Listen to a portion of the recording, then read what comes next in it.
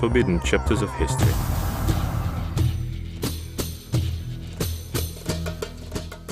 The many years of studying have brought to life quite a few theories of construction of the Egyptian pyramids. But all these theories more or less focus on the same question: how could the ancient Egyptians, or couldn't, build such enormous structures using the tools made of copper and stone? The facts, however, maintain that the biggest pyramids were built not by the Egyptians in the times of the pharaohs, but by a highly developed civilization of gods. Therefore, the answer to the question on how the pyramids were built lies beyond primitive methods. If the knowledge of the ancient civilization was well above the modern one, then the pyramids could reveal some unknown methods as well as different construction logic. So let the stones tell us all about it.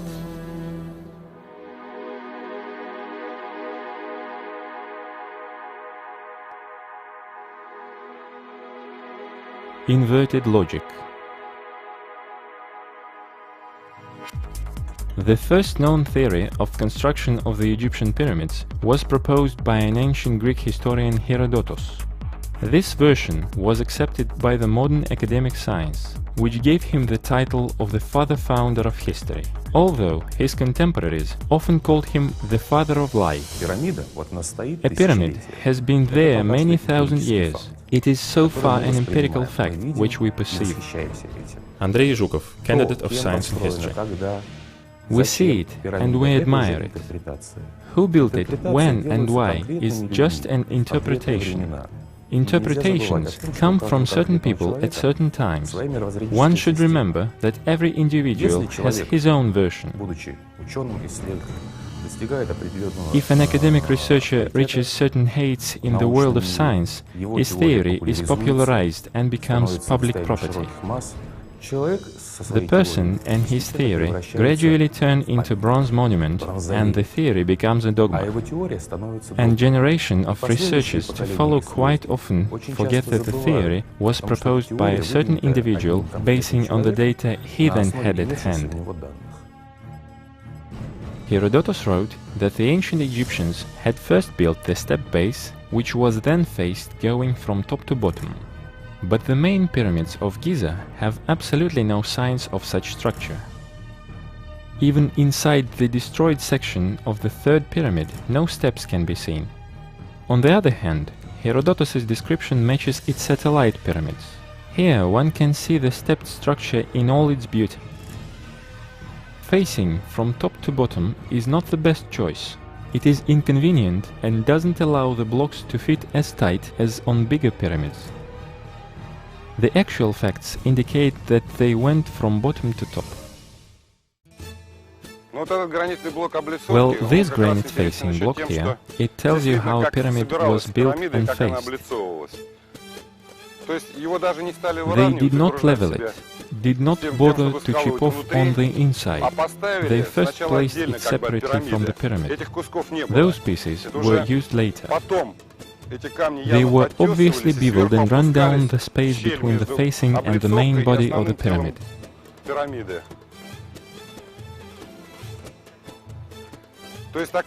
So it was a sort of filling with smaller stones, and one can see it along the whole row.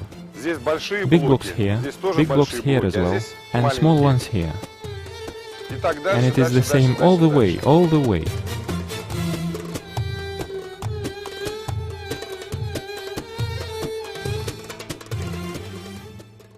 The facing was placed next to a pyramid, and not only for decoration or protection, as we are used to do. It worked as a strength member. It uses different construction logic. Not a rigid inner carcass, but an outer shell. Just like a beetle, strong chitin shell instead of a skeleton. With this type of assembling order, it's quite easy to evenly lay down the blocks. But once again, one can see a completely different logic here. The workers leveled the facing after it had been erected. It can be well seen on the third pyramid, where only two sections had been leveled, around the entrance and in the middle of the eastern side. One needs a different kind of tool to take it off. Here is a saw which works. Here is a regular double-handed saw, for instance. Let's forget its granite now. Done. What about the side? How? The saw won't do. How do we take it off? Some type of side cutter will be needed here, if we are talking about a tool and not manual labor. Or a meticulous chipping, piece by piece. Then it's hard to understand why the leveling was done along one line, from block to block. This could be done with the use of the technologies and tools, which easily work on hard granite and level large areas of angled surface. The ancient gods had those tools, and the results of construction work would confuse even modern experts. Well, the pyramids have the facing. Here one can see it was faced later or something. Must have been done later. Ivan Valuev, Chief Technologist at Moscow Stone Mill Plant. Had the wrong stones or something, they must have leveled it too later. These days, we would use sandblasting or hot works, a mixture of sand and air. That means quartz sand at high speed too. So it hits a stone and leaches it, and so it gets leveled. The same leveling method following the stonework was used for the second pyramid. This is a granite facing block, obviously from a bottom row. This was the front. One can see this block was leveled. This side was leveled after the block had been in place, because there definitely was a paving here, which made it difficult for the tool to move along. So they didn't level the whole face, in order to make the work easier and not touch these blocks. Here's this little ledge.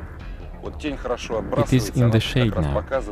This tiny ledge can be seen, about a millimeter or millimeter and a half. They didn't cut all block. Let me pour some water on it, so we could see better. Yes, it can be seen. Here it is. Here's the ledge. It's not flat, it's curved. That means it was leveled by a tool. What tool? Hard to say. Flat saw won't do for a pyramid. It's some kind of a rotating disc. But at the same time, the ledge is long enough. Can't do it by hand. One needs a mechanical tool. Only the bottom part of the pyramid was faced by granite. The top was faced by limestone. But despite the different materials, it seems to have been of one color, as the limestone had been painted. Maybe so that the whole facing looked like a granite from a distance. This is obviously a block from upper, from the top rows, rather than the granite facing. It's the facing as the corner shows. The facing is here, at the corner. This one was an outside surface, and this is the top. And exactly on the outer surface, a layer of some paint, about a millimeter, can be clearly seen. Now it's yellowish. But what color was it in the beginning, before it faded? Would have been red. Here's a very typical cut. Let me pour some water on it too. The pyramid could have been of some yellowish color or blood red. Now it looks yellow though. It's really difficult to determine the color of the paint now. Though when we took photos of the remaining facing, it had a reddish shade rather than yellowish. Don't know. I think that these look like paint smears. Here, along the edge. See the smears? The paint was spread unevenly.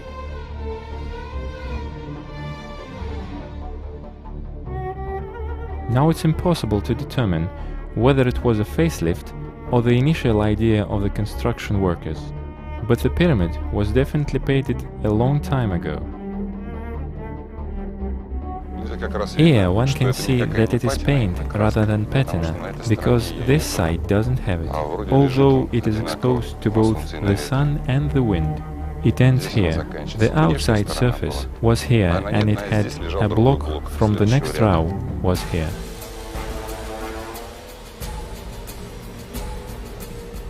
The facing, which performed the strength function, made the workers careless about the inside stonework. The blocks here were often laid with gaps and quite roughly.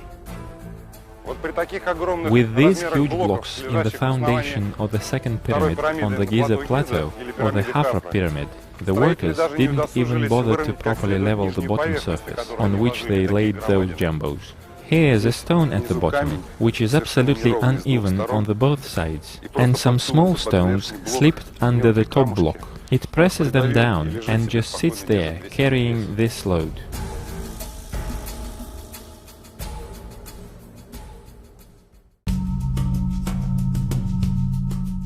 By the way, a now popular theory that the blocks were made of concrete totally contradicts the actual facts.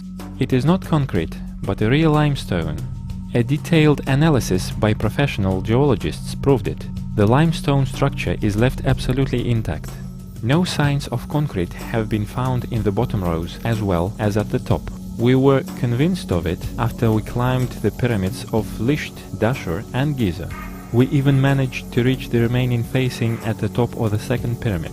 To tell you the truth, we had to do it at night time and seriously risking our lives, and the guide agreed to take just one person there. So we climbed up this heifer. And I tell you what, guys, I do not recommend the experience. Because the thing is all loose. It's absolutely all decayed. So climbing it is wrong.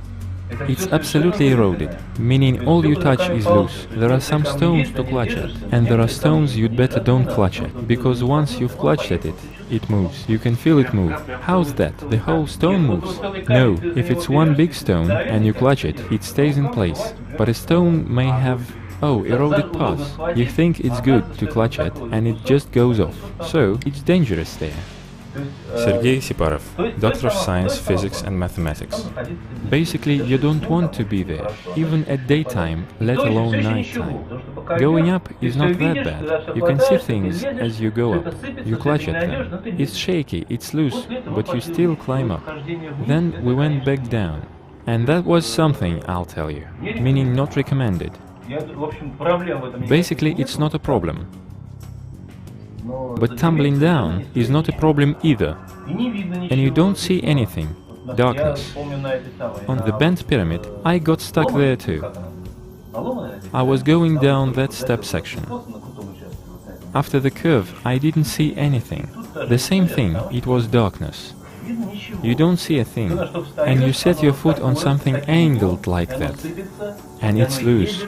Basically, you don't feel safe there. The only place which can be suspected of having concrete is the bottom rows of the pyramid with solid steps instead of blocks. And it's limestone too, not concrete. And this seems to be a rock formation, a minimum of 2 layers cut out of the solid rock. You can see it in the fracture. Right, you can see the fracture.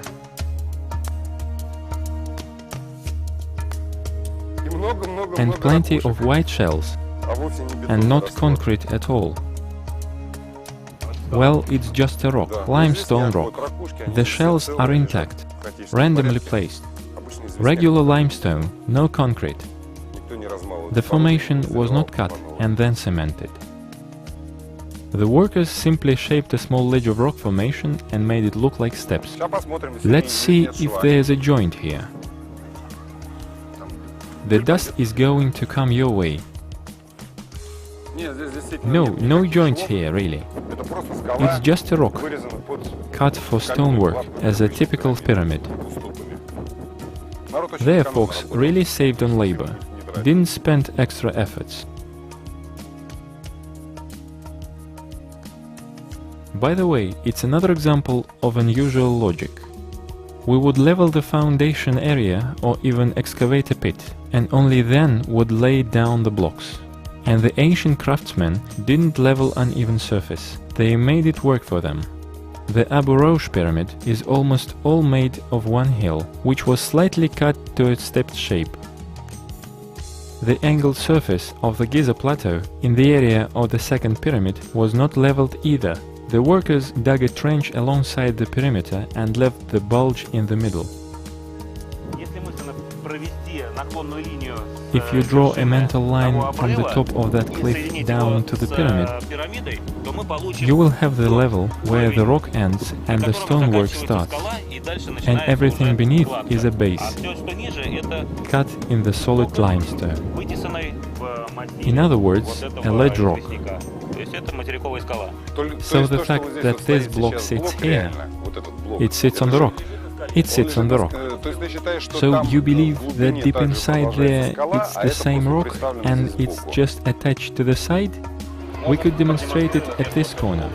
You will see it better. This is a ledge rock, and if you chip off this block, you'll expose a wall behind it. There is no joint here. It's solid. Right, solid, a rock. The next step is solid too. Then a block, take it off, and you'll find another solid rock. The same pattern until the 6-7 meters mark. Considering such rational methods and obvious eagerness to save on labor, the workers' dedication to huge blocks may seem strange. When you climb 5-6 meters down below the surface, inside this tiny half-destroyed or almost totally destroyed pyramid, which protrudes out of the ground like a small hill, Sergei Siparov, Doctor of Science, Physics and Mathematics. and you discover a house which is down there built of huge blocks, well prepared and accurately laid. What are they for? It's a truly technological structure. If we photograph it and show to people together with photos of modern nuclear shelters, I'm positive that nobody would single it out as something ancient. It's quite a modern structure, and it made a strong impression on me. It's like I can still see it now. My body vibrates when I imagine it. Being inside there is something. Basically, it impresses me more than the pyramids. The strong overlappings may have been required to support an enormous load of the upper sections of a pyramid. This is a typical answer one can hear from historians. But ancient workers used huge blocks even for mastaba in Abusir, where a pyramid had obviously not been planned. There are no signs of upper sections, and the fragments of strong overlappings are right there.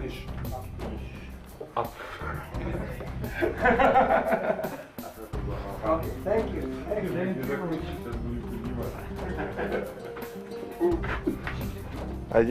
There are no steps here. No, we'll squat along.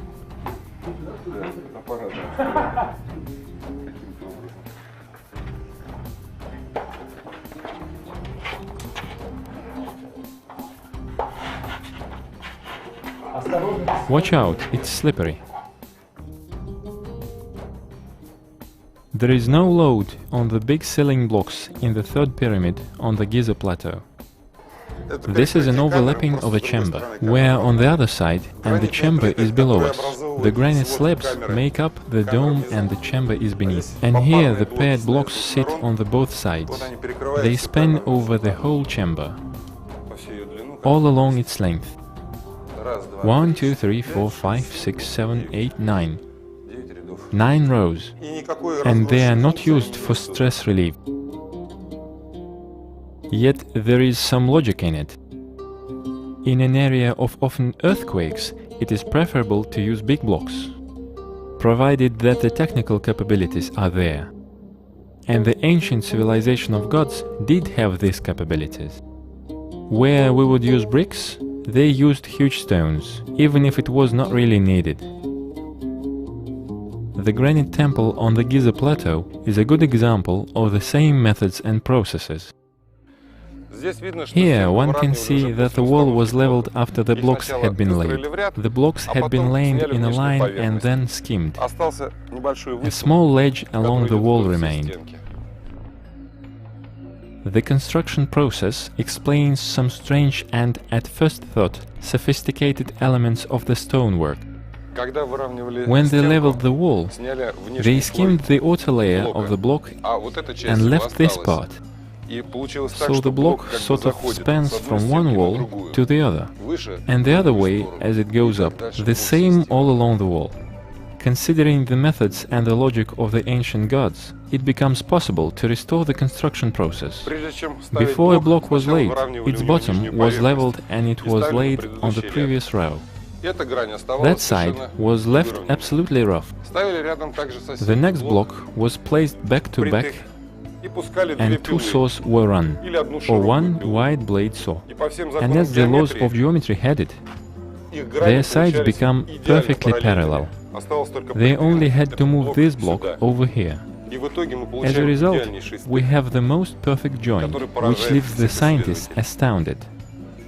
But to be able to do so, one needs a tool which cuts through granite as if it were butter. And besides, one has to move these multi-ton blocks as if they were some light-weighted plastic cubes. The temple structure has a peculiar feature. The limestone is faced with granite on the both sides, which turns it into a large thermos bottle. This keeps the inside of it cool, even in the most insufferable heat, and the properties of the temple's material allow protection not only from the heat, but from radiation and electromagnetic fields as well. So the bottle has many functions. Maybe the ancient gods needed that kind of protection too? As the legends have it, the gods came down from the skies. In the usual language, that means alien origin. And the aliens from outer worlds may have found the conditions on planet Earth not too comfortable, so the construction of such thermos bottle may have become a necessity for them.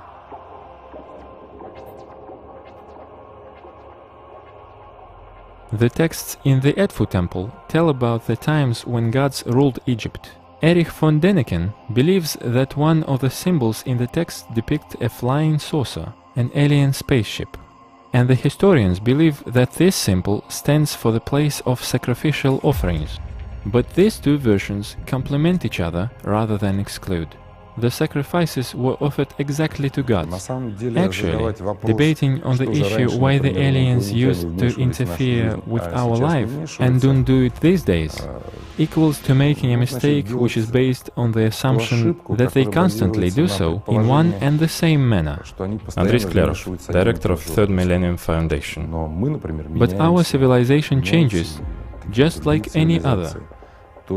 They do not longer accept things they used to accept before. They might have had different goals, targets or methods compared to modern days. They might still be interfering and we don't know it and don't see any signs of it, or we just don't know where to look. Well, for this subject, I support the most earthly explanations. Dmitry Pavlov, candidate of Science and Technology.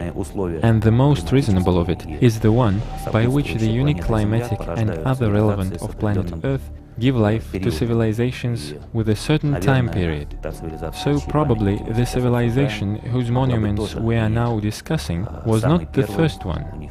It might have had its ancestors, who had their own monuments, which we do not see as monuments now, and sometimes overlook.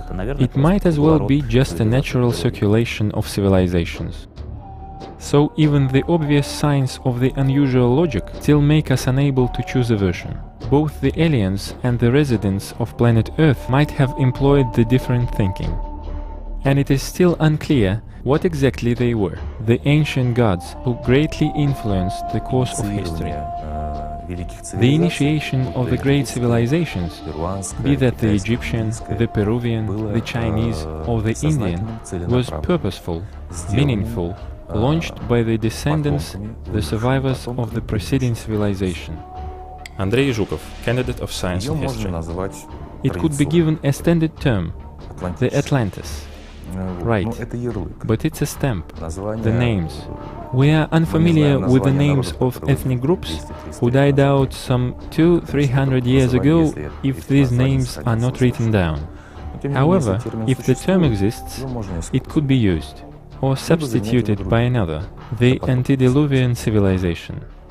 The most important thing here is probably the understanding of where the civilization which built these monuments had left. Dmitry Pavlov, candidate of Science and Technology.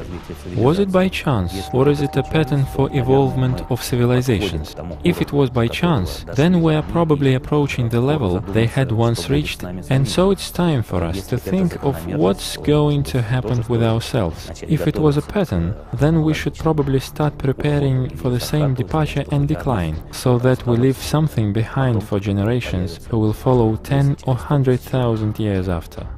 The more we know about the ancient civilization, the better we can answer this question. So it's important to understand not only how, but also why these huge pyramids were built. Isn't that tempting, trying to understand the goals and interests of the ancient gods, no matter who they were? Yet, this will be the subject of the next, the final part of our film.